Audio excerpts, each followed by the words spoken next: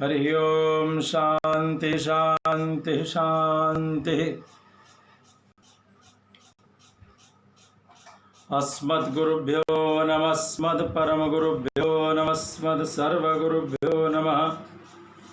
श्रीमते रामानुजाय नमः, श्रीपराङ्कुशदासाय नमः, श्रीमते रामुनिमुनये नमः, श्रीराममिश्राय नमः, श्रीपुण्डरीकाक्षाय नमः, श्रीमन्नाथमुनये नमः, श्रीमते षड्गोपाय नमः, श्रीमते विश्वक्सेनाय नमः, श्रीयै नमः, श्रीधराय नमः। अस्मद्देशिकमस्मदीयपरमाचार्यान् गुरून् श्रीमल्लक्ष्मणयोगिपुङ्गवः पूर्णो मुनिं यामुनं रामं पद्मविलोचनं मुनिवरं नाथं षट्द्वेषिणं सेनेशं श्रियमिन्दिरासहचरं नारायणं संश्रये। सत्संगात् भवनिस्पृहो गुरुमुखात् श्रीशं प्रपद्यात्मवान् प्रारब्ध्यं परिभुज्य कर्म सकलं प्रक्षीणकर्मान्तरः न्यासादेव निरङ्कुशेश्वरदया निर्लूनमायान्वयो हार्दानुग्रहमध्यलब्धदमनिर्द्वारात् बहिर्निर्गतः मुक्तो चेदिन्द्रपूर्वक्षकडुदङ्ग मासाब्दवातांशुमत् ग्लौर्विद्युद्वरुणेन्द्रधात्रिमहितस् सीमात् सिन्ध्वाप्लुतः श्रीवैकुण्ठमपेत नित्यमजडं तस्मिन् परब्रह्मण सायुज्यं समवाप्य लोकनन्दति समं तेनैव धन्यः पुमान्। कृष्णं नारायणं वन्दे, कृष्णं वन्दे व्रजप्रियं, कृष्णं द्वैपायनं वन्दे, कृष्णं वन्दे पृथासुतम्। आपदामपहर्तारं दातारं सर्वसम्पदां लोकाभिरामं श्रीरामं भूयो भूयो नमाम्यहम्। लक्ष्मीनाथसमारम्भां नाथयामुनमध्यमाम् अस्मदाचार्यपर्यन्तां वन्दे गुरुपरम्पराम्। गुरुर्ब्रह्मा गुरुर्विष्णु गुरुर्देवो महेश्वर गुरुर्साक्षात् परब्रह्म तस्मै श्रीगुरुवे नमः। अखण्डमण्डलाकारं व्याप्तं येन चराचरं तत्पदं दर्शितं येन तस्मै श्रीगुरुवे नमः। कि जय जय श्री राधा रमण, जय जय नवल किशोर, जय गोपी चित चोर प्रभु, जय जय माखन चोर। जय मिथिला जय मैथिली, जय जय जनक किशोरी, चरण कमल बंदन करऊं, करु निर्मल मति मोरी। कि जय जय श्री राधे, जय जय श्री राधे, जय जय श्री राधे।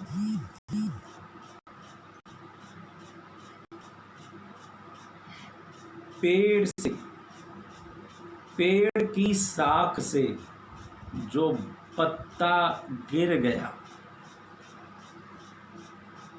पेड़ की शाख से जो पत्ता गिर गया, रौंद आ गया, मसला गया, सड़ाया गया, यह जो बाबा तुलसी ने लिखा, पटु विश्वास अचल निज धर्मा, तीरथ राज समाज सुकर्मा, अद्भुत रहस्य को इसमें छिपा है। सबसे पहले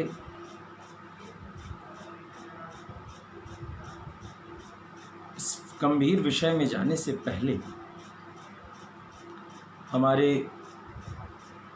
नवभारत न्यूज ने यह जो एक प्लेटफॉर्म क्रिएट किया है, जिसमें संपूर्ण देश भर के विद्वान उपस्थित होकर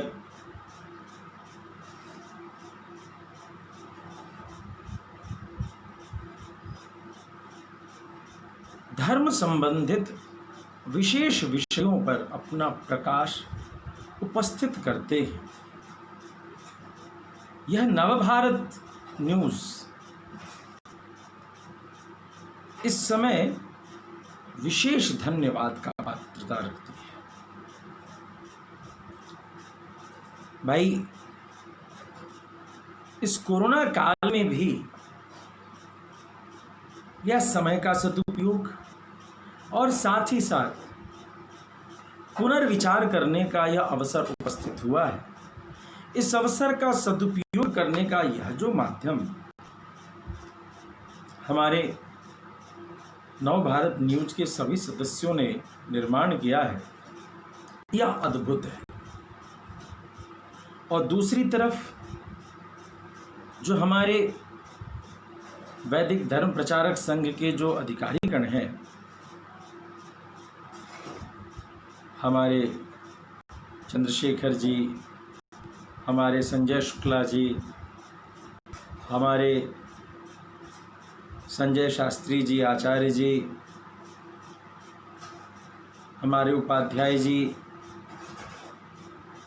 और भी जो मुख्य रूप से जिन्होंने संयोजन का कार्य किया, दूर दूर के अलग अलग विद्वानों को जोड़ के, और उन सब से एक, मैं कहूं, ये कुंभ का निर्माण है। यह वैचारिक कुंभ है। और यह कुंभ कैसा है? तो इस कुंभ में गंगा यमुना सरस्वती का संगम हो रहा है, जिसमें जो कोई भी स्नान करेंगे उनके समस्त पापों का नाश होगा, और साथ ही साथ उनके हृदय में भगवत शरणागति, भगवत श्रद्धा की प्राप्ति भी होगी। तो हमारे संघ के सभी सदस्य, प्रमुख कार्यकर्तागण, ये इनके लिए सांसारिक धन्यवाद शब्द की जो परिभाषा है, उस दृष्टि से धन्यवाद शब्द छोटा पड़ेगा। वास्तविक में धन्य का तात्पर्य यह है, भाई, माओवाद, देखो ये वाद शब्द जो है, जो आज का विषय, जिस विषय पर हमारे संघ के लोगों ने मुझसे कहा कि महाराज जी, वेद विहित मार्ग पर पनपते पाखंडवाद की चर्चा की जाए। ये जो कुछ ऐसे अधर्म हैं जो दिखते हैं धर्म, लेकिन वो धर्म नहीं होते। तो उसी के अनुरूप में हम सभी इस चर्चा को करने पहुंचे हैं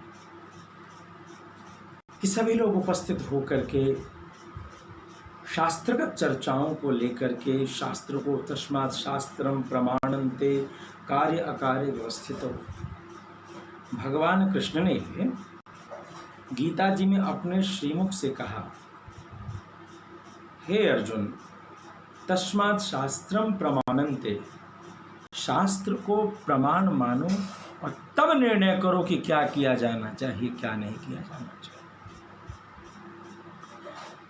क्यों? श्रीमद् भागवत कहती है वेद प्रणहितो धर्म ही अधर्म तद विपर्यय।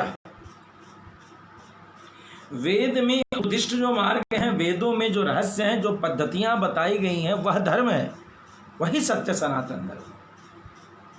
ही अधर्म तद विपर्यय, और वो सारे अधर्म जो इससे विमुख हैं। मेरे कानों में एक छोटी सी बात पड़ी, पहले मैं उस चर्चा को करना चाहूंगा। टीवी पर एक देवता का निर्माण होता है और हमारे टीवी के भक्त उसके पीछे चल जाते हैं, लेकिन सावधान, टीवी शास्त्र नहीं है, टीवी प्रमाण नहीं है। लेकिन हमारी सामान्य जनता आखिर क्यों टीवी पर जो बातें आ रही होती है उसे ही विशेष रूप से प्रमाण मान बैठती है। और परिणाम क्या होता है? अभी मैं एक जगह चर्चा पर था, कल गुरु पूर्णिमा का महोत्सव और आज श्रावण के अवसर पर हम सभी उपस्थित हो चुके हैं। संतों के द्वारा चातुर्मास्य व्रत का प्रारंभ हो चुका है और भोले बाबा के उपासना का विशेष अवसर यह श्रावण मास उपस्थित हो गया। 1 महीने तक हर जगह सत्संग प्रवचन होने का यह अवसर रहता है, रुद्राभिषेक आदि के आयोजन का। महादेव को तुष्ट संतुष्ट करने के लिए, प्रसन्न करने के लिए कई प्रकार के विधान लाए जाते हैं, उनका प्रयोग किया जाता है। मंदिरों में झूले लगेंगे, सावन के झूले, जिनका बच्चों को बहुत ही प्रतीक्षा रहती है, वे झूले लगेंगे। लॉकडाउन के काल में बच्चे दुखी हैं, एक रस्सी और एक घर की चौकी पाटी घर में झूला जैसे लटक जाए, और फिर क्या कहना, अब ये लॉकडाउन दुख खत्म हो जाएगा और झूले पर झूलते हुए बच्चे सावन के झूले में आनंद लेंगे। श्रावण मास में हम सभी प्रवेश कर गए हैं, इसकी आप सभी को बहुत बहुत हार्दिक शुभकामनाएं। और हमारे जितने भी अनुयायीगण श्रोतागण हैं, श्रीधाम वृंदावन से आप सभी के लिए हमारे हृदय से मंगलाशासन, मंगल शुभकामना। श्री ठाकुर बांके बिहारी लाल से प्रार्थना कि आप सभी के घर में मंगल मंगल्यता हो। जो इस बार झूले लगे वो ऐसे झूले लगे कि संसार में फिर झूलने का मौका ना आने पाए, परमानंद की प्राप्ति। लेकिन संसार में है तो संसार के कर्तव्यों की भी चर्चा होनी पड़ेगी। तो अब आते हैं, हम सभी चर्चा करते हैं कि दिखता क्या है। दिखता यह है कि ये टीवी पर थोड़ी देर पहले मैं बैठा था एक जगह, एक बच्ची चर्चा कर रही थी, पता नहीं उस चर्चा में कितनी प्रामाणिकता है, किंतु वह बात तथाकथित तथ्यों के आधार पर सही हो भी सकती है। बीच में इधर समाचार आदि को मैं श्रवण नहीं कर पाया। उसने एक बात कही, पूछी कि गुरुजी, साईं बाबा मंदिर ने राम मंदिर के लिए कुछ नहीं किया, क्यों नहीं किया? साईं बाबा मंदिर ने राम मंदिर के लिए कुछ नहीं किया, क्यों नहीं किया? आप तो राम जानकी के मंदिर में साईं बाबा लगवा रहे हो साहब, आप तो ठाकुर जी के सभी मंदिरों में साईं बाबा को बैठाने की चेष्टा कर रहे हो, आप तो शिव मंदिरों में साईं बाबा को लगाने की चेष्टा कर रहे हो। और जब आपके राम मंदिर की चर्चा है, साईं बाबा ने स्पष्ट कह दिया, हम इस धर्म को नहीं मानते। कहां गए धर्मनिरपेक्षता? कहां गए वो बातें? ये क्या हो रहा है? ये हमारे सनातन धर्म के लोग आखिर किस कारण से शास्त्र को प्रमाण न मान करके मात्र राजनीतिक इच्छा शक्तियों की रोटी सेकने वाले प्रवक्ताओं के अनुसार अपने आप को कठपुतली बना चुके हैं? हमारा प्रमाण वेद नहीं रहा, हमारे प्रमाण संत नहीं रहे, हम तो संत भी उन्हीं को मानते हैं जो राजनीतिक इच्छा शक्तियों की पूर्ति के लिए धर्म को अपने मन से विकसित विचारों से, अपने मन से विकसित आकांक्षाओं से, मन से विकसित उद्देश्यों की पूर्ति करने के लिए काल्पनिक जगत में जीते हैं। बाबा तुलसी ने लिख दिया, ब्रह्म ज्ञान बिरु नारी नरक कर न दूसरी बात। ऐसे काल्पनिक चर्चाओं को करने वाले, ऐसे काल्पनिक चर्चाओं को करने वालों के लिए हम ऐसी चर्चा क्यों कर बैठते?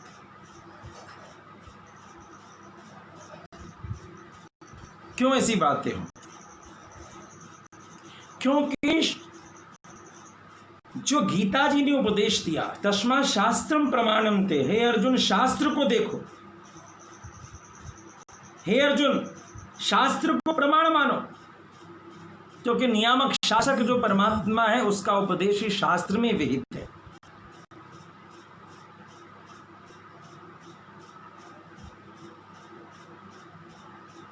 उसके आधार पे सनातन धर्म की बातें हो। हमारे यहाँ कुछ भी होता है, कोई भी कर्मकांड होता है, कोई भी पूजन होता है, कोई भी शंका का निर्माण होता है, कोई भी शंका उपस्थित रहती है, तो उस जगह पर कभी भी एक चर्चा देखने को मिलती है, और वह चर्चा ये है कि इसका प्रमाण क्या है, और उस प्रमाण को आधार मान करके ही किसी कृत्य को करने की बात कही करी जाती है। लेकिन अब शंका हो जाती है कि अब लोगों ने शास्त्रों की बातों को मानने से इतर जिंदगी को सत्य मान लिया। परिणाम क्या देता है?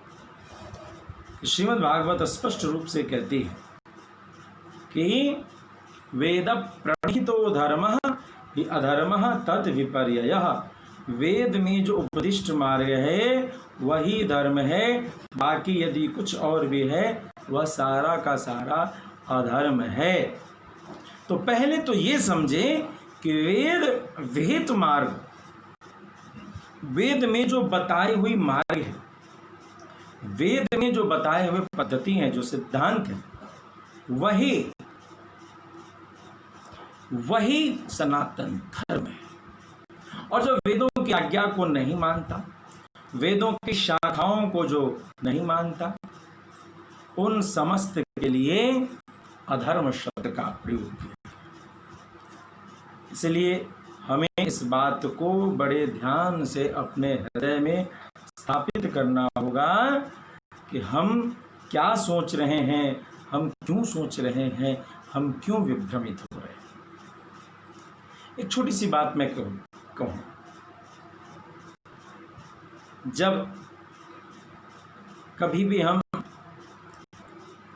संस्कृत जगत की बात करते हैं, कल एक चर्चा हो रही थी, और ये चर्चाएं तो अक्सर होती रहती हैं कि हमने ग्रंथों का आश्रय लिया है। अच्छा, कैसे लिया है? तो हमने ग्रंथों को बाजार से ले लिया और उस आश्रय को लेकर के हम जो है अपने कृत्य को कर रहे हैं। बहुत सुंदर। फिर अब हम जो है तो हम सब समझ रहे हैं। बड़े ही आश्चर्य का विषय है। और कई बार तो ऐसा दिखता है कि जैसे कि सबसे सरल और सबसे तथ्यहीन यदि कुछ है तो वह क्या है? वह है मात्र और मात्र धार्मिक शास्त्रों का अध्ययन। इसे गंभीरता से नहीं लिया जा रहा। मैंने कई लोगों से एक बात पूछी, क्या आप ये बताएं कि आखिर आपने जो ABCD पढ़ा है वो कहाँ से पढ़ा है? ABCD घर में माँ पिता भी ABCD जान गए, अच्छे डॉक्टर हैं, इंजीनियर, लेकिन ABCD पढ़ाया किसने? कलम तो माँ बाप ने पकड़ा दिया, लेकिन एक शिक्षक के पास बच्चे को भेजा। अब ये बताओ कि जब ऐसी चर्चा आती है कि आपने कलम जो है सो अपने बच्चे को पकड़ाया, लेकिन आप जो है तो इस प्रकार से ABCD क ख ग घ 1 2 3 4 1 2 3 4 इन समस्त कार्यों के लिए आप एक शिक्षक की नियुक्ति करते हैं। नया मोबाइल का सेट आता है, आप शिक्षक के पास जाते हो, मोबाइल की दुकानदार के पास। कोई नई गैजेट आती है, आप किसी से पूछते हो। लेकिन क्या है, जब आप स्तोत्रों का शास्त्रों में प्रवेश करते हो, क्या आपने विचारा है कि आप किसी से पढ़ने नहीं जाते, किसी से पूछने नहीं जाते? आप अपने मन से एक कल्पना कर बैठते हो और उस कल्पना के आधार पर आप क्या करते हो कि आप उसको पढ़ने लगते हो। बस आप उसे किसी से पूछते नहीं कि आप कैसे इसको पढ़ा जाए, कैसे इसको क्या किया जाए। आपको इन सब किसी कृत्य से कोई मतलब नहीं होता, लेकिन आप इसे खूब पढ़ते हो और अपने मानसिक कामनाओं में उतर करके उसके उत्तर को संधान कर लेते हो। उसका क्या आधार है, इसका कोई ठिकाना नहीं। कई बार आपसे पूछा जाए आपने अर्थ कैसे निकाला, तो आपने देखा क्या कि भाई मुझे लगा ऐसा, भाई आपने इस काम को ऐसे क्यों किया, तो मुझे लगा ऐसा। गलती से जो एप्लीकेशन आपको समझ में नहीं आवे तो आप मोबाइल में उस एप्लीकेशन को छूते नहीं हो। गलती से जो एप्लीकेशन सॉफ्टवेयर आपको लैपटॉप में समझ में नहीं आवे, आप उसमें प्रवेश नहीं करते। गलती से जो जिस बिजली के विधान का आपको संज्ञान नहीं हो, आप उसको प्रवेश नहीं करते हो। बिजली के संसाधन को, उपकरण को आप छूते नहीं हो। लेकिन एक तरफ तो आप कहते हो कि संस्कृत की बातें समझनी बहुत कठिन है, हम इसके अर्थ को नहीं समझ पाते तो क्यों पढ़ें, और दूसरी तरफ जब पढ़ने जाते हो तो आपको किसी शिक्षक की आवश्यकता ही नहीं पड़ती। बाजार से 100 रुपए की किताब आप खोज लेते हो, उसमें हिंदी के कुछ अनुवाद रहते हैं, किसी लेखक ने कर दिया और आप उस अनुवाद को लेकर के पढ़ लेते हो। ये कैसा द्वंद्व है हमारे समाज का। एक तरफ जब कोई व्यक्ति शास्त्रों में प्रवेश नहीं करता है तो वह कहता है कि हम इसलिए प्रवेश नहीं करते क्योंकि संस्कृत हमारे लिए कठिन लगता है, और कुछ ही दिनों बाद यदि किसी कारण से किसी धर्म प्रवर्तक के माध्यम से, धर्म पीठ के माध्यम से, किसी पंडित पुरोहित के माध्यम से उसे कह दिया जाए और वह उनकी बातों से उसके हृदय में शास्त्रों के प्रति श्रद्धा बढ़े भी, तो श्रद्धा कैसी होती है, तो समझ लो चावल है, प्रेशर कुकर है, लेकिन पानी नहीं तो भात कौन आएगा, चावल कौन आएगा। दाल हो, हल्दी हो, मसाले हो, लेकिन पानी नहीं है, दाल कैसे बनेगी साहब। आटा हो, तावा हो, सब पानी नहीं है, रोटी कैसे बनेगी साहब, ये रसोई कैसे तैयार होगी। तो द्वंद्व देखिए हमारे सनातन धर्मावलंबियों का कैसा द्वंद्व है। मैं सभी श्रोताओं से एक बात कहूंगा कि आप एक शंका में, गजब की शंका है साहब, ये शंका, ऐसी शंका का निर्माण कौन कर रहा है, ये कैसे संभव है कि एक तरफ कोई व्यक्ति कहे कि शास्त्रों में प्रवेश इसलिए हम नहीं करते या शास्त्रों से दूरी इसलिए बन रही है क्योंकि यह कठिन है, और दूसरी तरफ यदि किसी कारण से उसमें रुचि बन जाए तो वह कठिनता 100-200 में खत्म हो जाती है। मनुष्य जाता है दुकान पर और गीता प्रेस के स्टॉल पर गया, किसी धार्मिक पुस्तक के स्टॉल पे गया, वहां से उसने किताब मिली और उसमें हिंदी अनुवाद देखा और समझ के हो गया राधे राधे। अभी विद्वान भी बन गए, अभी मूर्ख थे और अभी चटमंगनी पट गया है। अर्धो घटो घोष मुँह पैती नूनम अधजल गगरी छलकत जाए नीम हकीम खतरे जा। क्या समस्या थी, क्यों नहीं हम शंका में उलझेंगे, क्यों नहीं हम शंका में उलझेंगे। हमने हर विषय के शिक्षक की आवश्यकता समझी। क्या डॉक्टरी के पढ़ाई की किताबें बाजार में उपलब्ध नहीं है क्या? क्या जो पढ़ता है उसे इंग्लिश नहीं आती क्या? क्या उसको समझने के लिए डिक्शनरी उपस्थित नहीं है क्या? क्या है? किस विषय का? क्या इंजीनियरिंग की किताबें उपलब्ध नहीं मिल जाएंगी क्या? क्या उसको जिस भाषा में इंग्लिश में हो संभवतः उसके ट्रांसलेशन करने के लिए किताबें उपलब्ध नहीं होंगी क्या? क्या उसको असिस्ट करने के लिए गाइड और असिस्टेंट्स के लिए दूसरे बुक्स उपलब्ध नहीं होंगे क्या? लेकिन यह क्या, उन सब के लिए हमें सिस्टमेटिक स्टडी करना होगा। अदरवाइज टू बी अ ठेकेदार, अच्छा ठेकेदार बनने के लिए हमें किसी अच्छे इंजीनियर के अंडर रहना पड़ता है। किसी एक अच्छे डॉक्टर के नीचे रहने से हम एक अच्छे कंपाउंडर हो सकते हैं। मेडिकल फील्ड में, इंजीनियरिंग फील्ड में, कंप्यूटर के फील्ड में, इन्फॉर्मेशन टेक्नोलॉजी आईटी के फील्ड में, पॉलिटिक्स के फील्ड में, हर फील्ड में एक आचार्य की आवश्यकता है। लेकिन संस्कृत जगत में आचार्य की आवश्यकता किसने समाप्त कर दी? आचार्यों से सत्ता छीनने का षड्यंत्र चल गया। लोगों ने क्या कहा? इन आचार्यों के पास मत जाओ, वेद विहित धर्म पर पाखंडवाद कैसे फैला? यह पाखंडवाद शब्द का ही दुरुपयोग है साहब।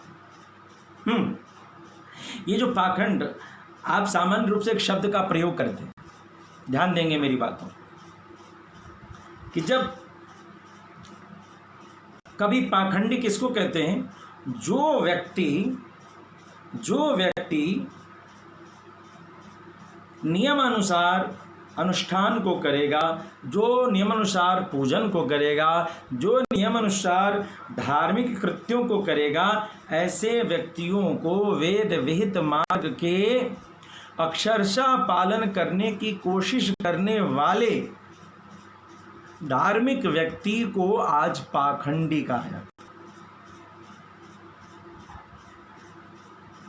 कहते हैं ना कि ये यदि कोई बड़ा शुद्ध से स्नान करके और जा रहा हो, अभी सावन का महीना है, अभिषेक करने के लिए जल लेकर के मंदिर में, और कहीं से उसके शरीर पर कोई नाली आदि का छींटा पड़ जाए, तो वह कहता है नहीं नहीं, मेरा मन तो नहीं मान रहा, मैं फिर से स्नान करके लोटा में जल लेकर के और महादेव को अभिषेक करने जाऊंगा। तो हम क्या कहते हैं? पाखंडी। उसको हंसते। पाखंडवाद का इतना प्रचार हो चुका है कि पाखंड शब्द की परिभाषा बदल दी गई। अभी हमने थोड़ी देर पहले चर्चा की कि जो नवा आगंतुक है, जो नया व्यक्ति है, जो संस्कृत जगत से दूर है, जो शास्त्रों से दूर है, उसने एक तर्क रट रखा है। वह तर्क यह है कि संस्कृत क्लिष्ट होने के कारण इसका ज्ञान जो है किसी ने खोला नहीं, किसी ने बताया नहीं, बहुत ही क्लिष्ट है, इसीलिए लोग इससे दूर हो रहे हैं धर्म से। और वहीं कुछ ही दिन बाद वह जब किताब प्रेम हो जाता है किसी पंडित के, किसी पुरोहित के, किसी आचार्य के, किसी संत के, गुरुजन के आदेश पर यदि वह कुछ पढ़ने लगे, तो कुछ ही दिन बाद वह महारथी हो जाता है साहब। उसे शिक्षक की जरूरत ही नहीं पड़ती। वो इतना भावुक हो जाता है कि सारे वेद के ज्ञान उसके हृदय में साहब। किसी आचार्य की जरूरत उसे नहीं पड़ती, किसी गुरुजन की आवश्यकता उसे नहीं पड़ती। तो एक तो द्वंद्व यह कि यह कैसा द्वंद्व है। दूसरे द्वंद्व की चर्चा कर रहा हूं, पाखंड शब्द। ये पाखंड का बोलबाला इतना पड़ा कि पाखंड शब्द का तात्पर्य ही बदल दिया गया। एक तरफ पाखंड का तात्पर्य है, जो श्रीमद् भागवत आदि प्रमुख शास्त्र कहते हैं कि वेद विरुद्ध मार्ग पर चल करके स्वयं को परमहंस, स्वयं को परम विरक्त आदि के स्वांग को धारण करने के लिए, अपने स्वयं को समत्व आदि की परिभाषा में परिभाषित करने के लिए, प्रचारित करने के लिए, शुद्धि अशुद्धि, उचित अनुचित के मार्ग का त्याग करके मन मुख की स्वतंत्रता को स्वीकार कर लेने वाले को पाखंड शब्द से उद्बोधित किया गया। जो महाराज पृथु के यज्ञ में बारंबार इंद्र ने अश्व पशु की चोरी करने के लिए जिन अनेक स्वरूप को कि लोग समझे कि बड़ा विरक्त है, बड़ा त्यागी है, ऐसे विभत्स रूप को जिनके नख अरु जटा विशाला तेप तापस कलिकाल कराला, ऐसे लोगों की के लिए हमारे शास्त्रों में पाखंड शब्द का प्रयोग है। लेकिन अब क्या हो रहा है, मैंने थोड़ी देर पहले एक उदाहरण दिया, यदि कोई व्यक्ति जल पात्र लेकर के शिवालय जाए और अभिषेक करने की चेष्टा करे, या यूं कहें भगवान राम और कृष्ण के लिए जब वह पकवान बना रहा हो, भोग बना रहा हो, कहीं से कोई अशुद्ध व्यक्ति की दृष्टि पड़ जाए तो वह कहे नहीं नहीं, अब यह भोग जो है ठाकुर जी को नहीं लगेगा क्योंकि अशुद्ध रूप से स्पर्श का दोष आ गया, तो इसके लिए पाखंड का शब्द का प्रयोग कर लिया गया साहब। यानी छठ में हमारी माताएं बहनें जो नियम अनुशासन का पालन करती हैं, उसके लिए पाखंड शब्द का उद्बोधन कर लिया गया साहब। बाल्यावस्था में हमने देखा कि छठ का डाला उठाते समय 5-5 किलोमीटर तक लोग जो है इतनी श्रद्धा रखते थे कि चप्पल नहीं पहनते थे, नंगे पांव डाला उठा करके उसमें जलता हुआ दीपक लेते हुए वो संतुलन कि वह दीपक तेल की बाती वाला जलता हुआ, और 5-5 किलोमीटर पदयात्रा करते जाते थे और तब छठ की पूजा होती थी। अब जो छठ तपस्या का स्वरूप था उसमें कंपटीशन हो गया, वह करता है तो मैं क्यों न करूं, लेकिन श्रद्धा तो उतनी है नहीं। परिणाम तक क्या हुआ, अब क्या दिखता है कि आते तो हैं लोग 5 किलोमीटर दूर से आज भी, लेकिन गाड़ी में छठ का डाला बैठा लिया, उसी गाड़ी में जूता चप्पल जूता सब है, और उसी से आए, फिर गाड़ी से उतरे और वहीं पे चप्पल गाड़ी में छोड़ दिया और 10 कदम डाला माथे पर रखे और पहुंच गए छठ घाट पर। यह क्यों, क्या आवश्यकता? नियम तो यहाँ ये था, हमारे भारतवर्ष में हमने देखा कि जो छठ व्रत रखने वाली जो माताएं थी उनकी सेवा करके भी लोग अपने आप को छठी मैया को छठ के व्रत के पुण्य को प्राप्त करने का भाव रखते थे। वो भाव क्यों चला गया? क्योंकि तुम्हारे भीतर एक पाखंड का निर्माण कर दिया गया, सब कुछ करो सेवा मत करो।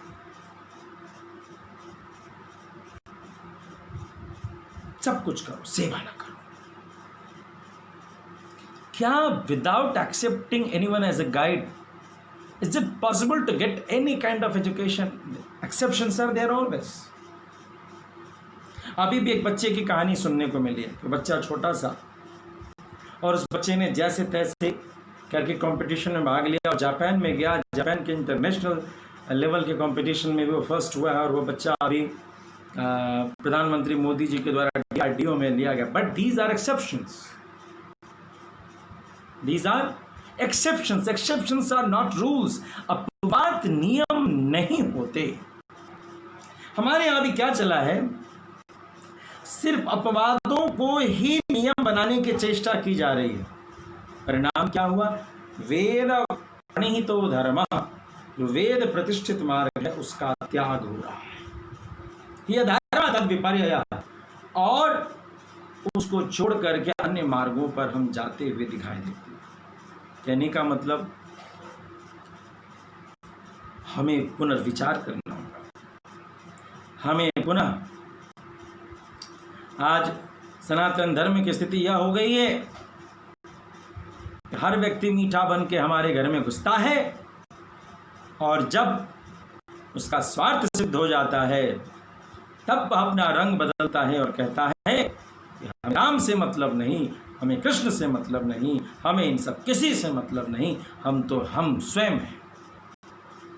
लेकिन एक बचपन में हम लोगों ने कवित्व पढ़ा था, हम केला के थम, मार दिया धक्का निकल गया दम। ये हमवादी, अहंकारवादी जितने भी पाखंडी हैं, इन पाखंडियों का अस्तित्व ज़्यादा इस देश में कभी नहीं रहा। हमेशा ही भारतवर्ष में समय समय पर किसी न किसी देव शक्ति का प्रादुर्भाव होता रहा है, और उन देव शक्तियों ने समय समय पर उस कृत्य को किया है जिस कृत्य से इन समस्त पाखंडों का नाश हो। जब पाखंडवादियों के प्रचार में हमारे देश के बड़े बड़े क्षत्रियों राजाओं ने जब अपने आयुधों का त्याग कर दिया, परिणाम देश में बाहर आतताइयों का प्रवेश हो गया, नियम अनुशासन की धज्जियां उड़ने लगी। आद्य जगत गुरु शंकराचार्य ऐसी ही समस्या को दूर करने के लिए शेषावतार भाष्यकार श्री रामानुज स्वामी जी आए। मुगल काल के प्रवेश काल में जगत गुरु रामानंदाचार्य की उपस्थिति दिखती है। इन सभी संतों का प्रादुर्भाव हुआ और ऐसे आप सभी को इतिहास का वो संज्ञान होगा, अकबर ने भी दीन इलाही धर्म का प्रचार शुरू किया। ज्वाला देवी की कथा भी आपने सुनी होगी। सूर बाबा के जीवन में सूर बाबा को बुला करके बाबा तुलसीदास और बाबा सूर बाबा के बीच में कुछ ऊंच नीच करने का भाव रखने वाले अकबर के बारे में एक पाठ पढ़ाया जाता है। हमने भी इतिहास में पढ़ा कि उसने एक ऐसी कल्पना की थी दीन इलाही कि सभी धर्मों के लोगों को दीन लोगों के प्रति हम प्रेम रखेंगे, श्रद्धा रखेंगे और इस तरीके का निर्माण, लेकिन वह चला नहीं। वेद प्रणीतो धर्म, हमें ध्यान रखना होगा। सनातन वैदिक धर्म के प्रति आपको एक छोटा सा उदाहरण दूंगा। अभी कुछ दिन पहले चर्चा चली, किसी ने हमसे पूछा, मुजफ्फरपुर के कोई महोदय थे, नाम भूल रहा हूँ, उनका कुछ दिन पहले फ़ोन आया। उन्होंने कहा, महाराज जी अंतरजातीय विवाह में आपका क्या विचार है? मैंने बोला मतलब ये कि समय को देखते हुए अंतरजातीय विवाह को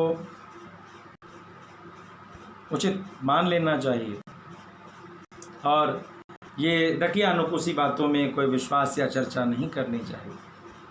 पहले तो मैं मुस्कुराया, मैंने पूछा भैया आपने अध्ययन कैसा किया? बोले मैं पढ़ा लिखा आदमी हूँ भाई। बोले पढ़े लिखे हैं? तो हाँ पढ़े लिखे हैं। तो क्या किया है? तो मैंने बीटेक किया है। बोला बीटेक इंजीनियरिंग का फील्ड है साहब, मेडिकल के फील्ड की थोड़ी सी बात कर लें तो क्या father of modern genetics doctor Watson, उनका एक स्टेटमेंट है, भारतीय विवाह व्यवस्था संसार के लिए एक वरदान है जो जेनेटिक बीमारी को एक ग्रुप से दूसरे ग्रुप में जाने नहीं देती और उस ग्रुप के लोग अब अपनी जेनेटिक बीमारियों को कैसे कंट्रोल करेंगे, उसके लिए उस समूह में विशेष जीवन शैली में नियमावली है कि वे उस जेनेटिक बीमारी के लक्षणों पर भी अपने जीवन शैली से नियंत्रण प्राप्त कर पाते हैं। तो एक तरफ तो doctor Watson father of modern genetics और दूसरी तरफ यहाँ का लेमैन जिसको सामान्य व्यक्ति कहते हैं, जो लॉर्ड मैकले के सिस्टम पर पढ़ाई अध्ययनरत होने के कारण जिसके मन में सिर्फ सनातन धर्म के प्रति शंकाओं का निर्माण ही होता है, लेकिन एक सवाल का नहीं, नित्य प्रति एक सवाल का उत्तर दिया जाए तब भी इनकी जिज्ञासाएं समाप्त नहीं होती। लेकिन कर्तव्य करने की बात कर दी जाए तो ये तुरंत कहते हैं कि हमें क्या पड़ी है सर। जी कैसा समाज है ये, कैसा समाज है? एक माँ अपने स्तन से किसी बच्चे को दूध पिलावे, बच्चा कभी कभी दांत काटे तो माँ को बड़ा प्रिय लगता है, लेकिन बच्चा हमेशा ही स्तन में दांत काटे तो माँ को पीड़ा होती है और लगता है ये बच्चा कैसा है जो हमेशा मुझे मेरे स्तन में दांत ही काटता है। तो चिंतित हो जाती है, पता करती है कि क्या कारण है, ये रेगुलर ऐसा काम कर रहा है। ये जो धर्म है, जो शास्त्र हैं, माता पिता के समान हमारा पालन करते हैं, हम इनका दुग्धपान करते हैं, हम वेदों सर्वोपनिषदों गावो। ध्यान दीजिए, वेद क्या है? तो गौ है। वेद क्या है? गौ है। दुग्धा गोपाल नंदना। अब आप कल्पना कीजिए कि जिन गौ माता का दुग्ध हम पान करके अपने आप को जीवित रख रहे हैं, अपने आप को यशस्वी रखते हैं, उन्हीं गौ माता को बारंबार टंडे मारी जाएं, यह कहाँ का न्याय है? कब कब आप उन जिज्ञासाओं को दूर करने के पश्चात कर्तव्य पथ पर आओगे? कब? कई बार मेरे पास लोग आते हैं, पूछते हैं, प्रश्न पूछते हैं, जिज्ञासाएं करते हैं। नव भारत न्यूज से भी कई लोगों को या देखने को मिला, तो मेरे पास फोन आते रहते कि महाराज जी ये सवाल एक तो सवाल पूछने के बाद जब उनको उत्तर दे दिया तो तुम्हें पूछना अब आप क्या करोगे? तो मतलब अब आप क्या करोगे? तो मतलब बस सिर्फ पूछा, अधिकार है तुम्हारा कि यहाँ वेद रूपी गैया या उपनिषद रुपया गाइया और इसको दोहने वाले ग्वाले जो आचार्य पंडितगण हैं ये दूध तुम्हें पिलावे, तुम क्या करोगे? बोलता है मतलब इस वेद वृक्ष के पोषण के लिए आपका क्या कर्तव्य होगा? तो वह भाई साहब अगले दिन से हमसे बात करना बंद कर देता है। लेकिन यह बात रुकेगी नहीं। आखिर कब तक यह द्वंद्व? एक तरफ तुम खुद को मूढ़ कहते हो जब पहली बार तुमने शास्त्रों में प्रवेश नहीं किया, और दूसरी तरफ आज की चिंतन शैली के कारण कुछ ही दिनों बाद तुम और किसी विषय में विद्वान बनो न बनो लेकिन पांडित्य में विद्वान बन जाते। एक कहावत है, 4 अक्षर पढ़ लिया साधु को दुख दिया। एक तरफ तुम्हारी शंकाएं बहुत हैं, शंकाएं पे शंकाएं, शंकाएं पे शंकाएं। उन शंकाओं का उत्तर दिया जाए, उन शंकाओं का निष्कर्ष दिया जाए, तो आप कहते हो यह आचार्य का कर्तव्य है कि वह भाई शिष्य हो बने या नहीं बने, लेकिन आचार्य तो आप ऐसा। चले भक्तवत्सल भगवान की जय। वो खुद को शिष्य माने नहीं माने और वो आपको आचार्य बस तब उसी स्वार्थ से मानता है कि आप उसके उत्तर को दे दीजिए तो थोड़ी देर के लिए आचार्य, और नहीं दे सके तो आप ठग हो जाते हैं। ऑब्जेक्टिव टाइप क्वेश्चन के तरीके से वो टिक करने आता है कि आप आचार्य हैं कि ठग हैं। 1 नंबर सही, 1 नंबर मिल गया, दूसरा उत्तर गलती तो नेगेटिव मार्किंग भी हो जाती है। यही स्थिति है आज आचार्यों। हम प्रश्न पूछने आते हैं, उत्तर दे दिया, बड़े अच्छे आचार्य, और नहीं दे सके तो ठग हैं साहब। तुरंत ठग शब्द का प्रयोग, तुरंत बेईमान शब्द का प्रयोग। वह विद्यार्थी, वह छोटा सा बालक है, धर्म प्रचार के लिए श्री राम कथा, श्रीमद् भागवत कथा या रुद्राष्टाध्याय के माध्यम से महाभिषेक करता हुआ जीवन जीने का उसने आज संकल्प किया। एक तरफ जहां टाइट पैंट जीन्स भोगवादी भौतिकवादी जीवन जीने को कोई लालायित है, वहीं हमारे समाज का छोटा सा बालक माता पिता के कहने पर या गुरुजनों की संगति से उसने इस पुरातन परंपरा के जीवन को स्वीकार किया, तो दूसरी तरफ समाज खड़ा होता है उससे इतने सवालों को पूछने के लिए कि यदि सवाल का जवाब आपने दे दिया तो बहुत अच्छा, और नहीं दिया तो ठग, मुस्कुरा के कह देते हैं। पलट के उनसे पूछा जाए, महोदय जिस गैया ने तुम्हें दूध दिया, ये जो वेद वृक्ष है जिसके ज्ञान के मैंने पिछले बार चर्चा किया था, श्रीमद् भागवत, श्रीमद् वाल्मीकि रामायण आदि में किस प्रकार से भूगोल, रसायन विज्ञान, भौतिक शास्त्र, गणित, इतिहास और राजनीति के मर्म रहस्य छिपे पड़े हैं, सूत्रात्मक रूप में इनकी व्याख्या छिपी पड़ी है। एक तरफ जो यह वेद जो हर चीज़ का, हर ज्ञान का बीज अपने हृदय में रखे हुई है, इनका दूध करके खूब दूध दुआ और उसके बाद उसी गैया को अपमानित करने की। कब हमारा यह भारतवर्ष में पनपने वाला सनातन धर्म में जीवन रखने वाला व्यक्ति कब यह मानेगा कि उसका भी कुछ कर्तव्य है, हमारे वैदिक परंपरा का एक और शंका है। अभी हमने चर्चा की, ये अधिकार है लेकिन कर्तव्य से भाग जाते हैं लोग। यज्ञ करो तो झाड़ू मारने वाले लोग जल्दी नहीं मिलते, बड़े युक्ति से लोगों को बुलाना पड़ता। एक छोटी सी बात और हमारे ग्रुप में और इस नव भारत न्यूज़ पे कई बार जो आयोजन होते हैं तो प्राय वैदिक विद्वान लोग इस आयोजन को जरूर सुनते रहते हैं। हम सभी जो वेद मार्ग में थोड़ा बहुत भी जिसने अध्ययन किया होता है आचार्यों से, उसे एक बात पढ़ाई जाती है कि देखो, बिना स्वर का पारायण यदि वेद करोगे तो वह अशुद्ध होगा। क्या हुआ? वेदों की किताबें छिप गईं, सब लोगों के घर में आ गए। गणानान्त्वा गणपति गुं हवामहे निधिपति गुं हवामहे लिखा हुआ है, पढ़ लिया। स्वर विहीन वेद प्रमाणिक नहीं होते हैं। स्वर विहीन वेद के मंत्रों की किताबें बाजार में छपी पड़ी हैं। उनके भाष्यकारों ने रहस्य तक, अर्थकारों ने अर्थ तक लिख दिया है।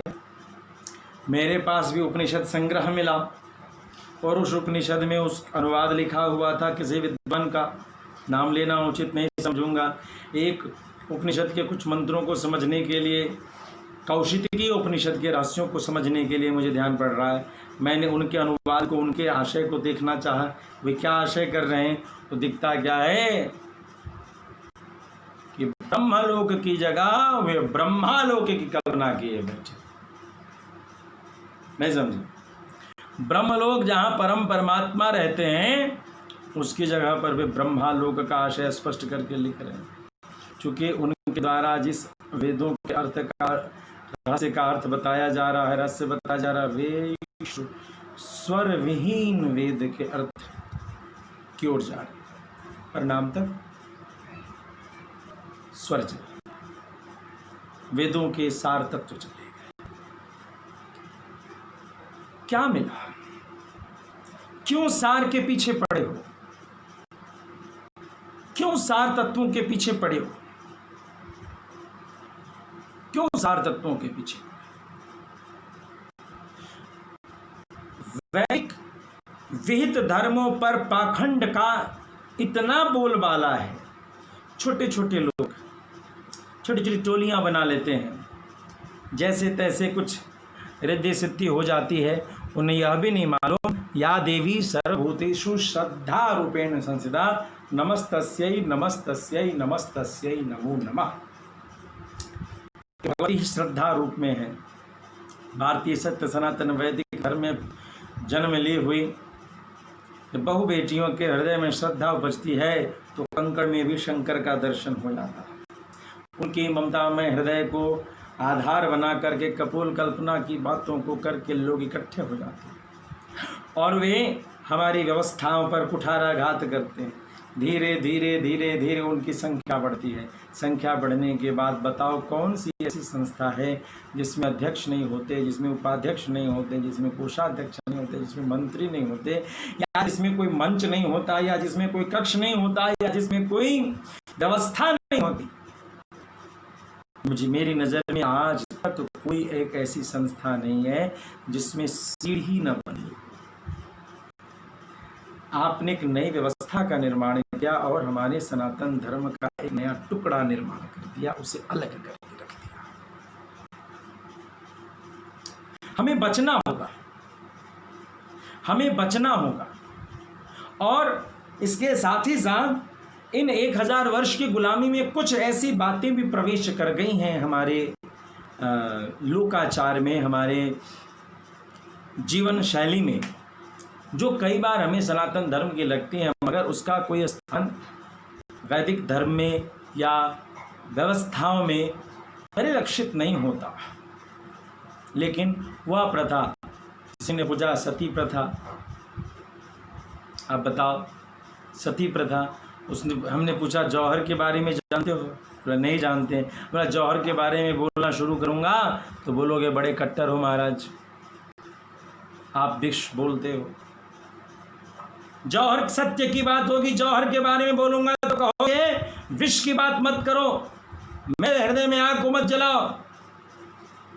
मैं राजस्थान के उन बहु बेटियों की बात करूं कि वे अपनी अस्मिता को बचाने के लिए हजारों के हजारों समूह में धधकती हुई अग्नि में कूद गईं। जब उनकी पीड़ा की गाथा गाई जाए और जब कहा जाए कि ऐसे दृश्य में सती एक प्रथा बन करके उपस्थित हो गई, तो बताओ इसमें हमारे धर्म का क्या है? ये तो विधर्मियों का आक्रमण था। बात सती की, सती ध्यान दीजिए, उत्तरा नहीं धक्का दे के जलाई गई, माता कुंती धक्का दे के नहीं जलाई गई, कहाँ जलाई गई? मंदोदरी धक्का दे के नहीं जलाई गई, तारा धक्का दे के नहीं जलाई गई। यदि किसी जगह पर किसी लोगों ने अज्ञानता में ऐसा कृत्य कर ही दिया तो ये सनातन धर्म की बात है। हमारे महाभारत और रामायण की गाथा में तो ऐसा कोई दृश्य नहीं मिलता जिसमें बहु बेटियों को धक्का मार करके जलाया गया, जो इसे तुम प्रथा का नाम कह के हमसे प्रश्न करो। या ऐसी कपोल कल्पित बातें, कपोल कल्पित शंकाओं का निर्माण करके हमारे वैदिक व्यवस्था पर कुठाराघात करने के कुचेष्टा निरंतर चलती। इस द्वंद्व को मैं सभी श्रोताओं से एक ही बात कहना चाहूंगा, आप इस द्वंद्व से ऊपर उठिए। आप इस द्वंद्व से खुद को ऊपर उठाइए। या तो आप मूढ़ बनिए और या तो आप ज्ञानी बनिए। एक क्षण में मूढ़ और एक क्षण में ज्ञानी बनने का दोहरा चरित्र छोड़ दें। 2-4 मंत्र उपनिषदों के याद करके, 2-4 मंत्र, 2-4 चौपाइयां याद करके, 2-4 श्लोक को याद करके आप सनातन वैदिक धर्म के ऊपर में प्रश्नों की लड़ियां क्यों लगा रहे हैं? क्यों लगा रहे हैं? रुकिए, धीरज रखिए। ये सत्य है कि 7 सुरों के सरगम से ही संगीत बनता है, लेकिन सारे गम पद निशा बता देने के बाद पता चलता है कि इसमें भी मंद स्वर, तीव्र स्वर, इसमें भी कोमल तार, मंद, ये क्या क्या कई प्रकार के राग, रागिनियाँ, फिर उसमें ताल का ज्ञान, भेद प्रभेद प्रवेश होता चला जाता और जीवन ही संगीत में प्रवेश कर जाता। यह सनातन वैदिक धर्म का ज्ञान इतना विपुल है कि इस विपुल वैदिक व्यवस्था पर चर्चा करने से पहले आपको गहन अध्ययन की आवश्यकता है। आपने जितना समझा बहुत अच्छा है, लेकिन जीवन कूप मंडूक के तरीके से इतना ही नहीं। इसीलिए मैं आप सब से करबद्ध निवेदन करता हूं, भारत की पहचान को बिगड़ने मत दीजिए। संपूर्ण विश्व आप की ओर देख रहा है, संपूर्ण विश्व तनाव में जी रहा है, संपूर्ण विश्व भय में जी रहा है, संपूर्ण विश्व त्रासदी में जी रहा है, संपूर्ण विश्व अविश्वास में जी रहा है और संपूर्ण विश्व की दृष्टि एक स्थान पर टिकी हुई है। वह स्थान है भारत, जहां सदा सर्वदा ही ज्ञान की आभा प्रभासित रहती है, प्रकाशित रहती है। उस भारत की ओर सभी देखते हैं। जब भी दुनिया में विपदा आती है, कोई किसी की सहायता नहीं कर रहा इस कोरोना काल में भी, लेकिन जब रोगों से लड़ने की बात आई तो आपको याद होगा, आपने ध्यान दिया होगा कि मलेरिया नामक बीमारी का जो औषधि था, उस औषधि को लेकर के सारे विश्व ने गुहार की तो भारत ने अपनी पहचान दिखाई। सर्वे भवन्तु सुखिनः, सर्वे सन्तु निरामया, सर्वे भद्राणि पश्यन्तु, मा कश्चित् दुःख भाग् भवेत्। सर्वे भवन्तु सुखिनः, सर्वे सन्तु निरामया, सर्वे भद्राणि पश्यन्तु मा कश्चित् दुख भाग् भवेत्। सभी स्वस्थ, सभी निरामय हो, कहीं किसी के हृदय में जीवन में कोई दुख नहीं हो, यही लक्ष्य है हमारे जीवन के अनुष्ठान का, हर कृत्य का यही लक्ष्य है।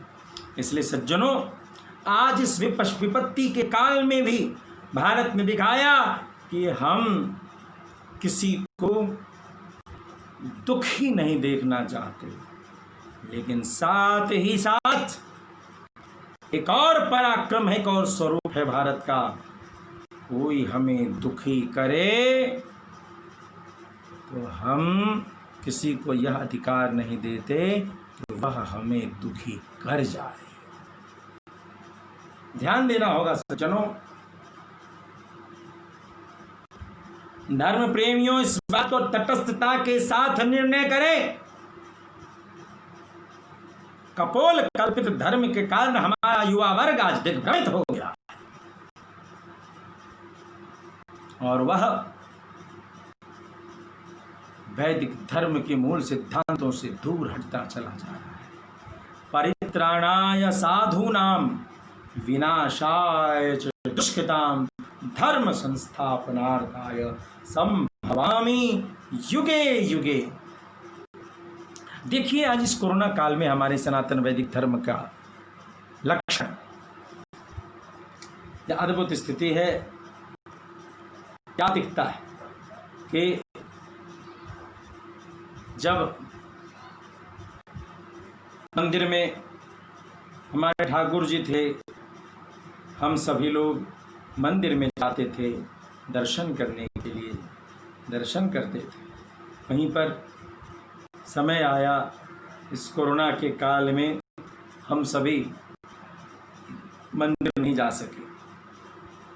क्या घटना घट गई, क्या घटना घट गई?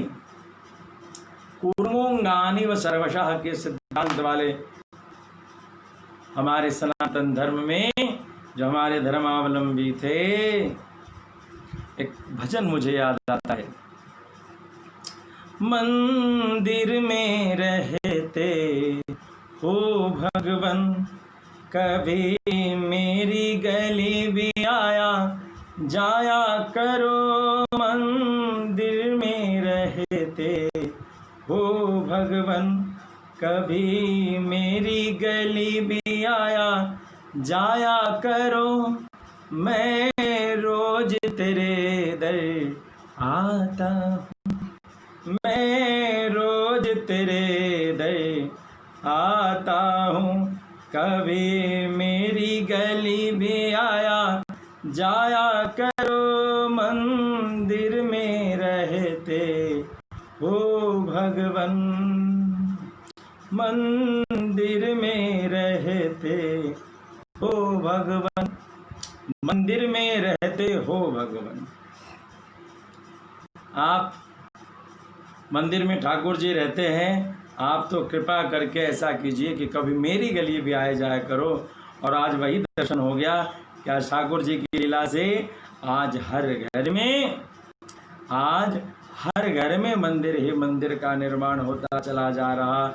और स्थिति ये है कि आज हर घर में यह श्रावण का महीना है और हम सभी देख रहे हैं कि श्रावण के महीने में भी सभी के घरों में किसी न किसी प्रकार से महादेव की पूजन उपासना हो रही है और सभी लोग श्रावण के महीने में अलग अलग प्रकार से धर्म की सत्ता से अपने आप को जोड़े रखे। तो यह स्वरूप रुक गया।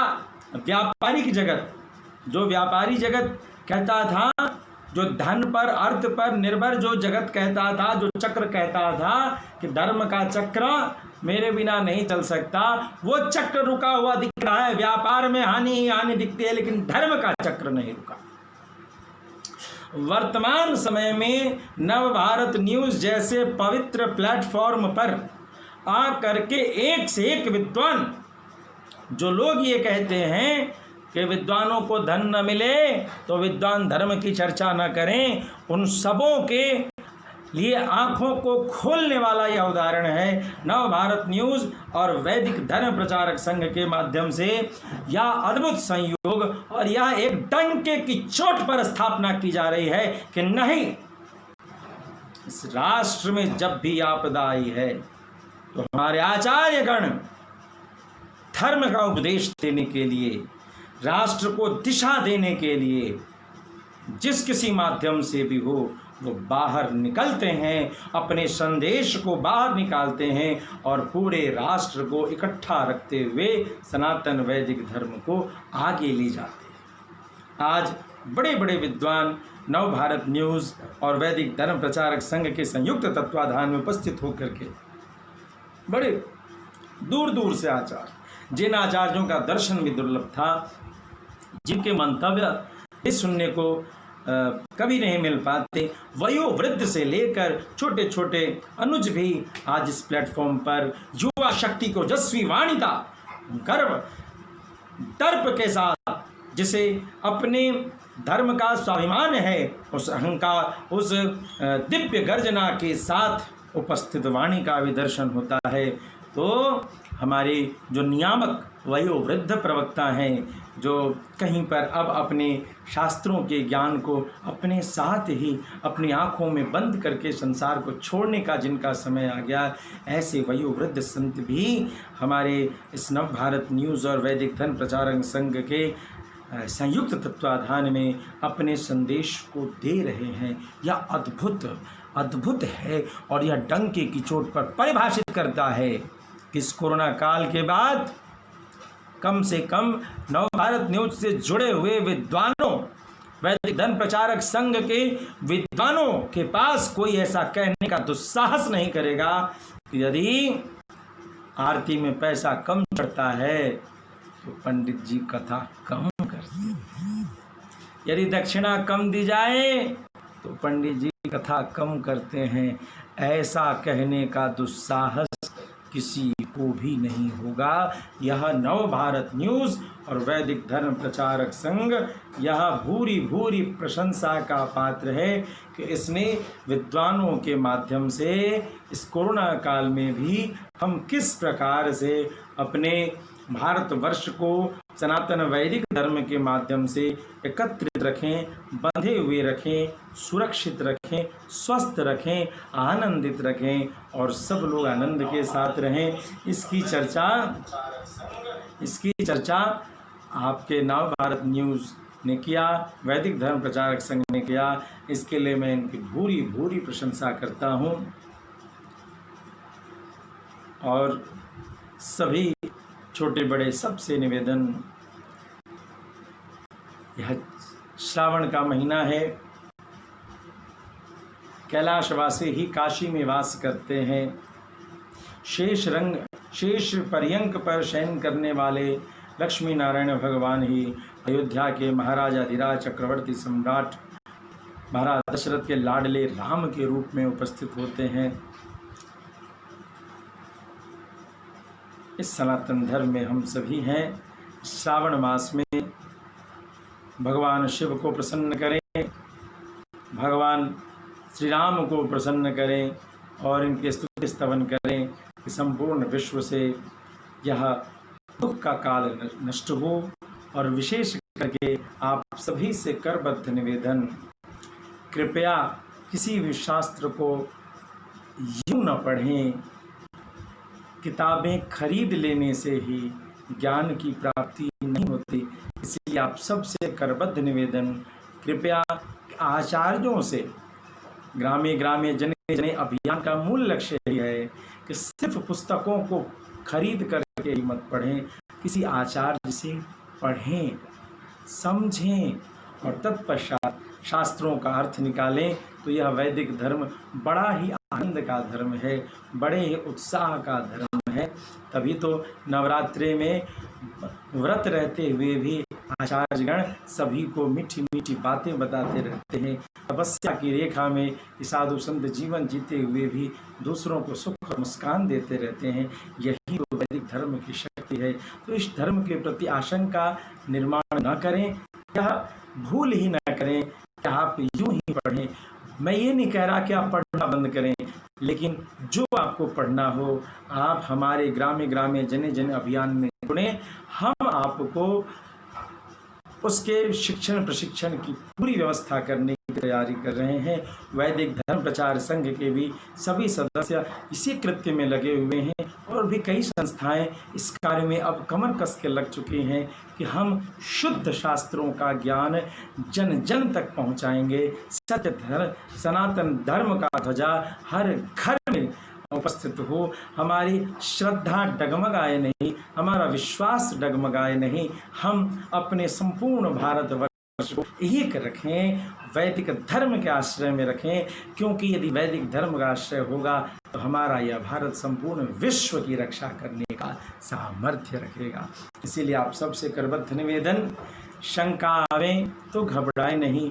पहले शंका को दूर करने से पहले सोचें क्या आपने उसका अध्ययन की विधि से किया है, पौराणिक विधि से नहीं। क्या वो गुरु जी का पैर दबाना, वो गुरु जी के आश्रम में रहना और गुरु जी की सेवा करना, कम से कम आधुनिक विधि से भी अध्ययन करने की कोशिश की है?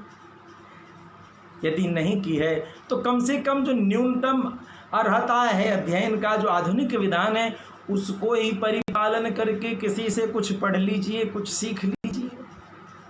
गुरु जी की सेवा मत करना भैया, गुरु जी के यहाँ जा कर के क्यों कड़ाही पलटा चलाओगे, क्यों झाड़ू पोछा करोगे, मत करो भैया, स्वतंत्रता है। आधुनिक शैली में जिस तरीके से मैथ पढ़ते हो, साइंस पढ़ते हो, वैसे ही गुरु जी के यहाँ ट्यूशन कर लो और शास्त्रों को पढ़ें, बड़ा आनंद आएगा। हमारे अभियान में जो जुड़ रहे हैं वो जुड़ते चले जा रहे हैं। आप सभी से निवेदन, जरूर जुड़ें और हमारे वैदिक धर्म प्रचारक संघ के लोगों के लिए हमारे हृदय से भूरी भूरी धन्यवाद, प्रशंसा। आशा करता हूँ कि कुछ दिनों बाद पुनः किसी आवश्यक विषय, सामयिक विषय को लेकर के आप सभी के बीच में उपस्थित होऊंगा। इसके लिए बहुत बहुत धन्यवाद। जय श्रीमन्नारायण। असतो मा सद्गमय, तमसो मा ज्योतिर्गमय, मृत्युर्मामृतंगमय। लोका समस्ता सुखिनो भवन्तु। ओम शांति शांति शांति। जय श्रीमन्नारायण।